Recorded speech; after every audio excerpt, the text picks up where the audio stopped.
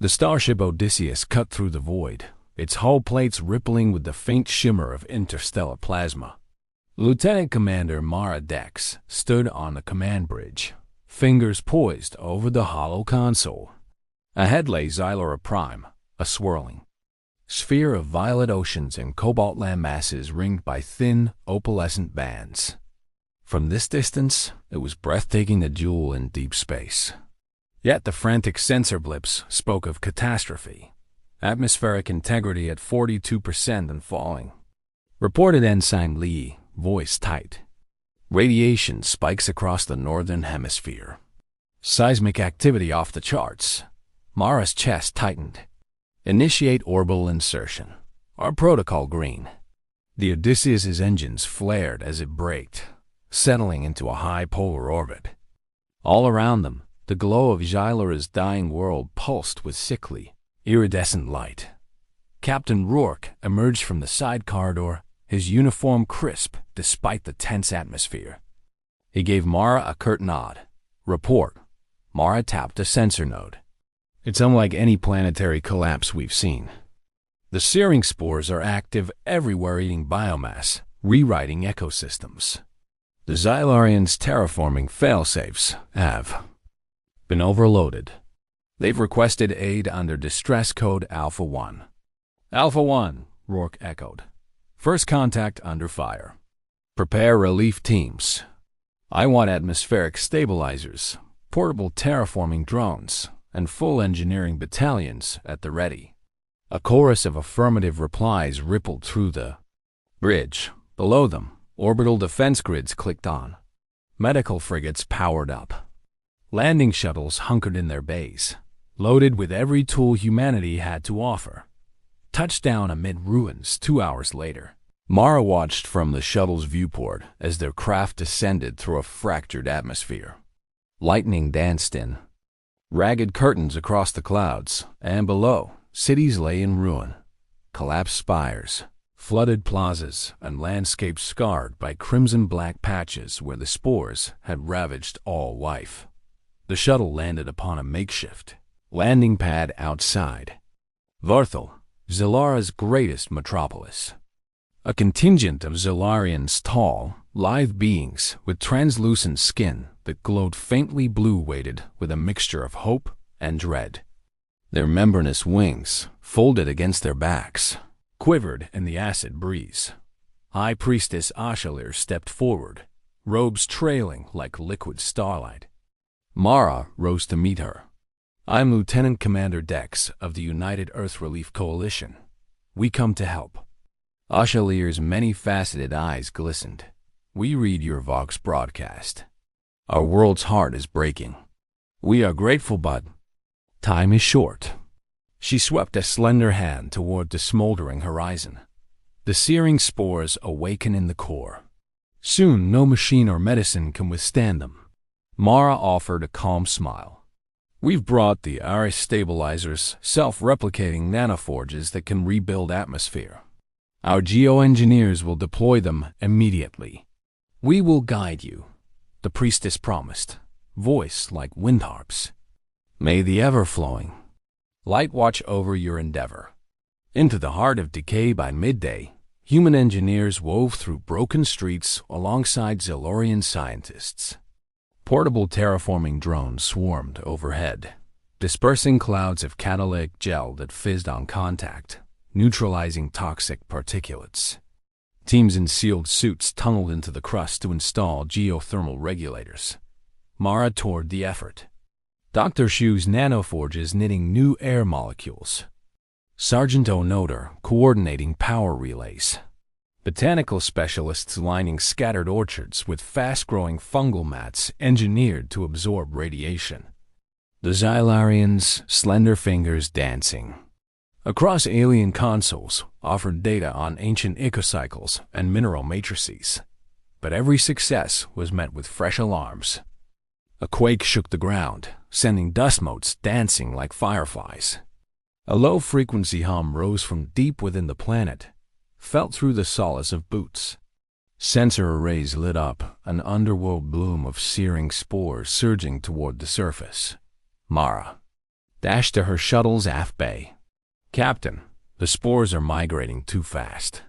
They've breached level 3 containment in the southern caverns. If they join the plasma vents, we could see a planetary-scale ignition." Rourke's gaze was grim. "Seal off the caverns. Evacuate all personnel to secondary shelters. We'll reroute power to the stabilizers and launch a full-scale ionic bombardment." A desperate broadcast just as the relief operation hit full crisis. An unexpected transmission cut through every frequency. "Xylura is ours. All life here is terra nullius. Submit or be purged." Mara froze. What the run that signal? Tech officers worked frantically, isolating the source. Hundreds of fast-warping signatures converging in orbit. "There," pointed Ensign Lee. A fleet of Deathworlder-class cruisers stealth-coated, armed to exterminate. They decloaked 3 minutes ago. The bridge erupted. Rourke barked orders. Ionic batteries to defense perimeter. Shield generators to maximum. Launch flak drones. Below, the Zilarians recoiled in terror. Ashalir's wings unfurled. "They come for us, but why?"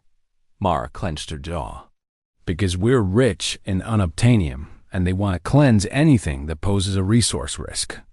The sky above Verthol crackled as the Deathworlder cruisers powered up their main guns massive. Graviton lances capable of ripping continents apart. Mara's heart pounded. The relief mission had become a battlefield dot in the eye of the storm as the first graviton bolt arced toward the city. Mara dialed out orders. "All shuttles, extract civilians. Engineers, hold the line. Rourke, prepare a boarding party." Captain Rourke responded, voice resolute. "Understood. We're not letting Xylura die twice, once to the spores and again to these killers." In that moment, humanity's dual nature was laid bare, savior and predator, reaching out to heal even as part of it sought to destroy. Mara steeled herself for the coming clash, knowing that the fate of 2 worlds hung in the balance, and somewhere in the planet's trembling core, the searing spores pulsed, as if sensing the violence above and preparing their own final assault. The vast violet expanse of space surrounding Xylura Prime shuddered as the Deathworlder Armada decloaked.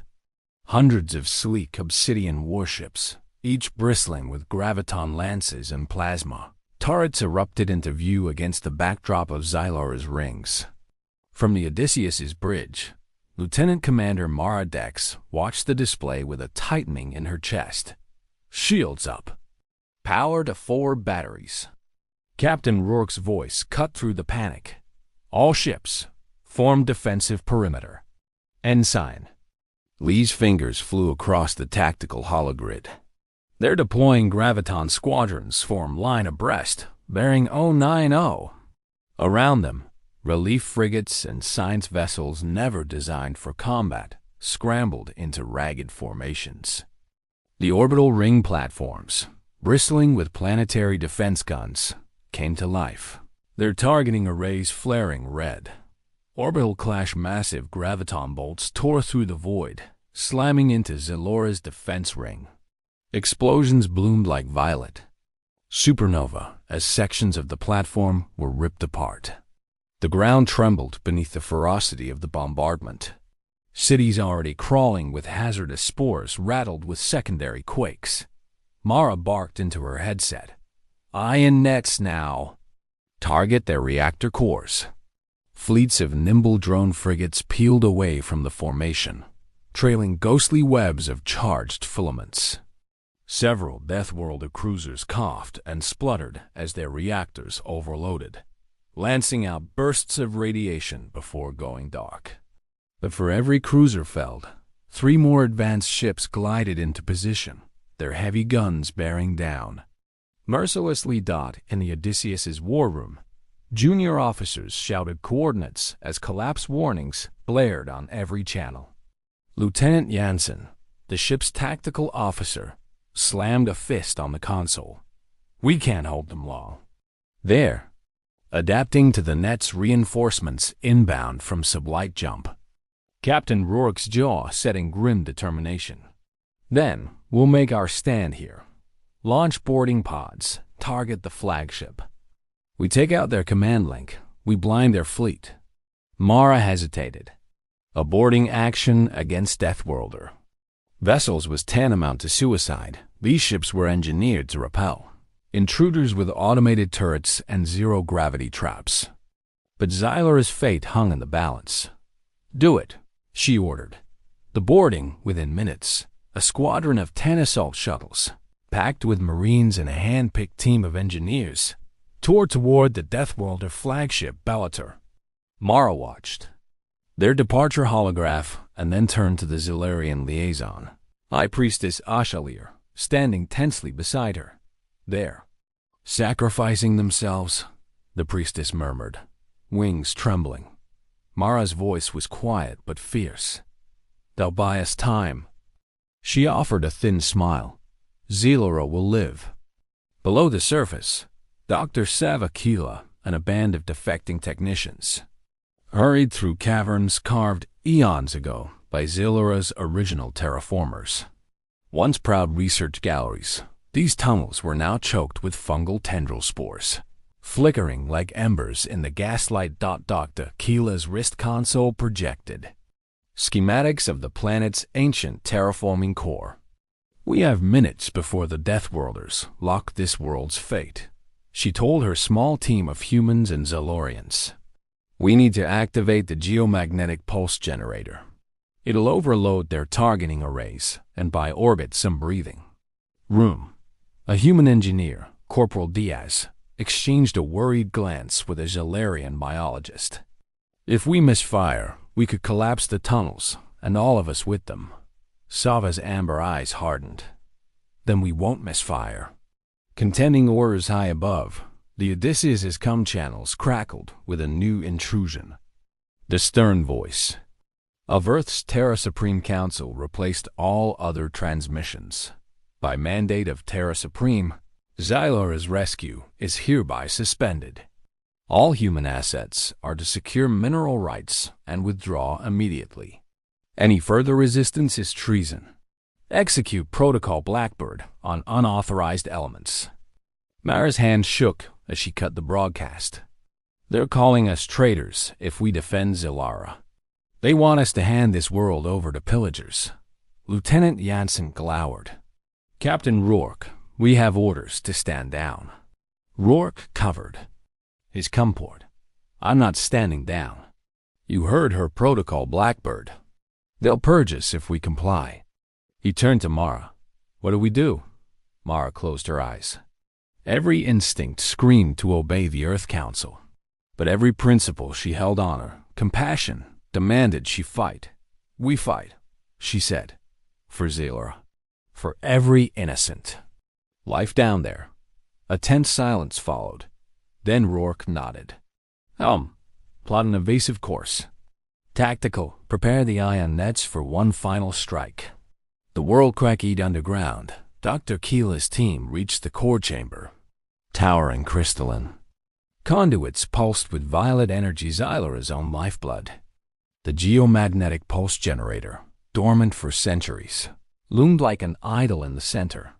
Sava's fingers danced over the control console. Divert all power to the pulse coils. Hold nothing back. Red lights blazed. The machine groaned as energy surged. Above them, the planet convulsed waves of tremors rolling across continents. The searing spores rippled in reaction, their bioluminescence flaring in panicked crescendos. On the Odysseus, instruments went haywire. Graviton lances fell silent as each Deathworlder ship convulsed, their weapon systems frying in the pulse. Mara watched breathlessly as one sleek destroyer after another shut down, drifting like wounded leviathans. The boarding shuttles, already fighting desperate close-quarters combat in the Bellator's corridors, felt the pulse's shock. Automated defense turrets froze mid-sweep. Airlocks clicked open, depositing stunned Marines into the void. Aftermath when the world settled, Orbital space lay eerily quiet. Only a handful of Deathworlder vessels remained intact. Most floated powerless, their crews surrendering in confusion. Mara, bruised and exhilarated, touched her cum. All units, cease fire. I repeat, cease fire. We have orbital control. Below, Zilarian City shone with renewed hope as environmental stabilizers resumed operation unhindered. The searing spores, though still active, were contained once more. Yet victory tasted bitter. Captain Rourke's eyes were clouded with anguish as he approached Mara on the bridge. We did it, he said softly. But we're outlaws now, renegades. Earth will send a fleet to quell us or worse. Mara looked toward the distant planet, its rings stained by the scars of battle. Then we have to be ready. We protect Xylara at any cost. And we'll find allies among the colonies still free from Terra Supreme's grip. High Priestess Ashaliers. Voice chimed in, soft but resolute. You fought when we had none. For that, we are forever in your debt. Together we will restore what was lost. In the fragile calm, humanity's saviors and its defiers stood united beneath Xylara's bruised skies. The Armada's threat had been repelled, but a darker war loomed, one that would determine not only the fate of this world, but the soul of an entire species. The battered orb of Xylara hung in the viewport of the rebel flagship Liberator, its rings smeared with the scars of recent battle.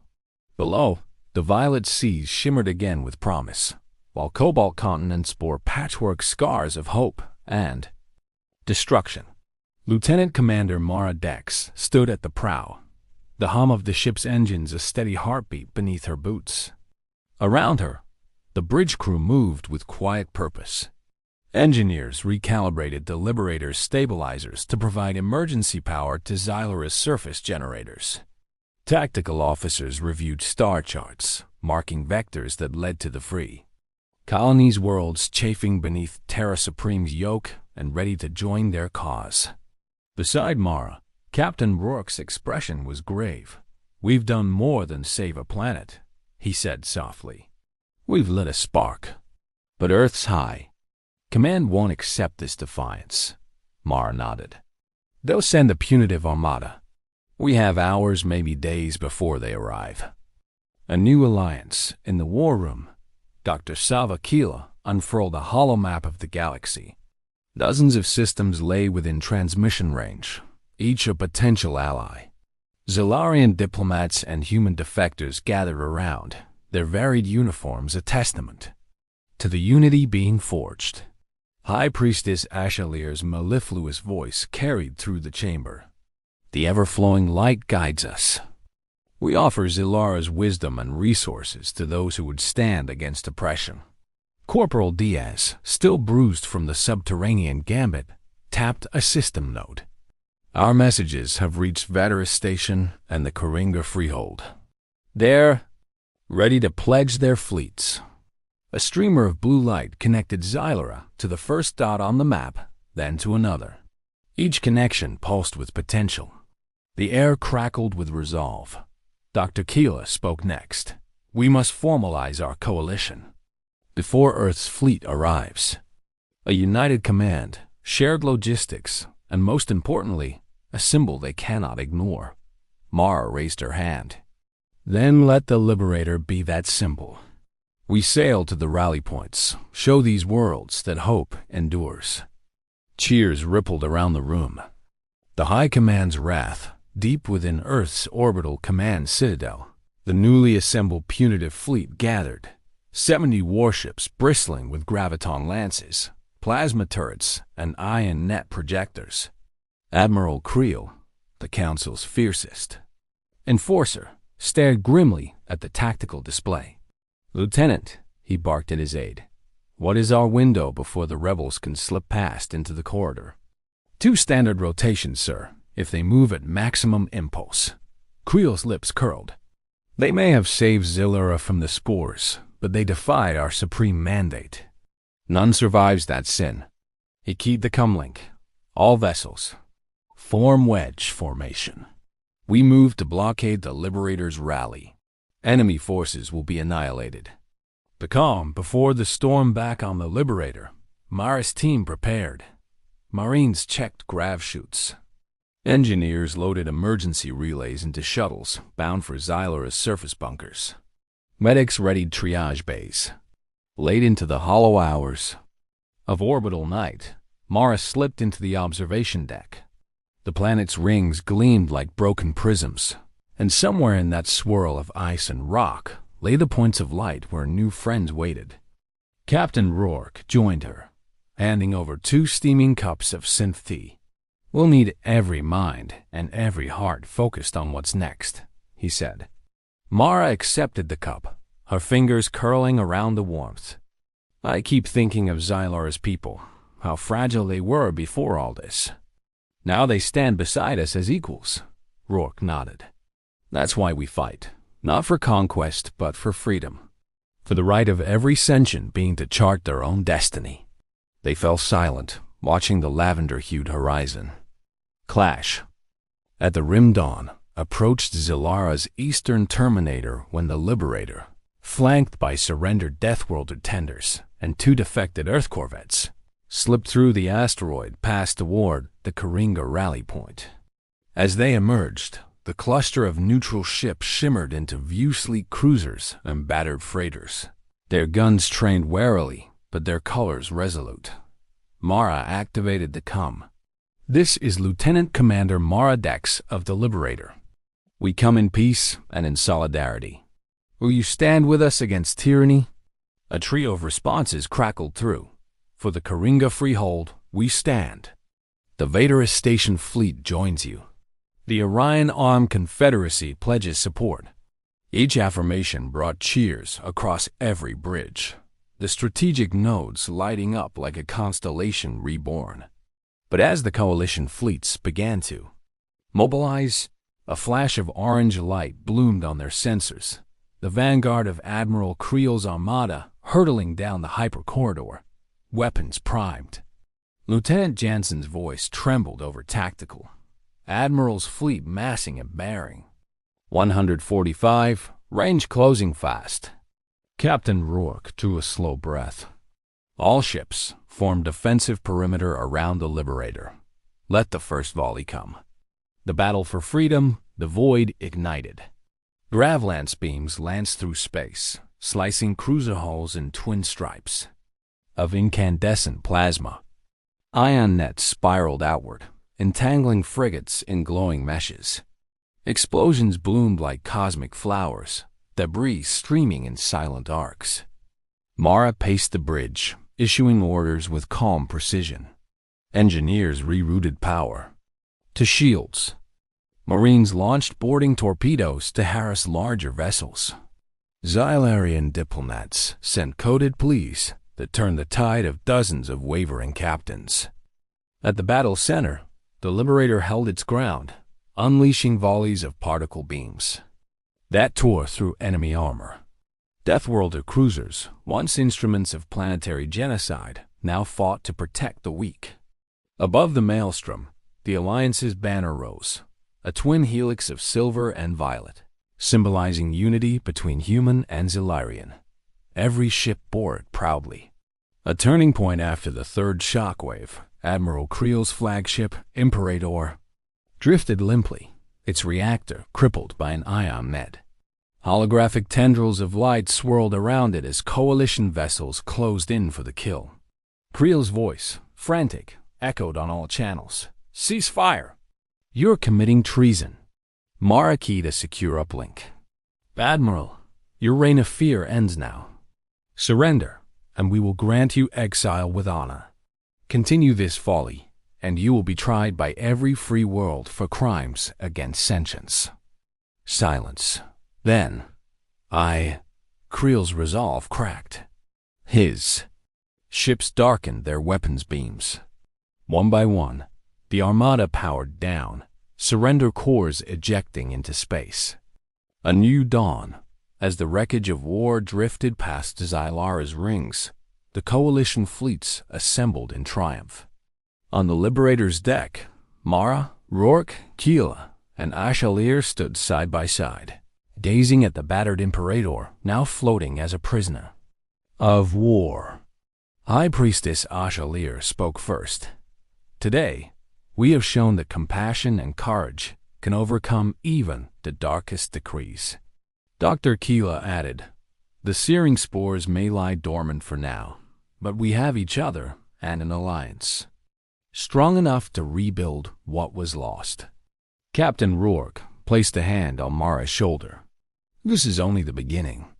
Together, we will restore Xylara, free the colonies, and remind the universe that life is never terra nullius. Mara looked out at the brilliant orb below, awash. In dawn's first light, for Xylara, and for every world that cries out for rescue. Let this be our testament, that when aliens plead for aid, humanity answers, not with death, but with a hand extended in solidarity. And as the Coalition Armada set its course back toward the Violet Planet, the Liberator led the way, her banner unfurled, her crew steadfast, and the promise of freedom echoing through the stars.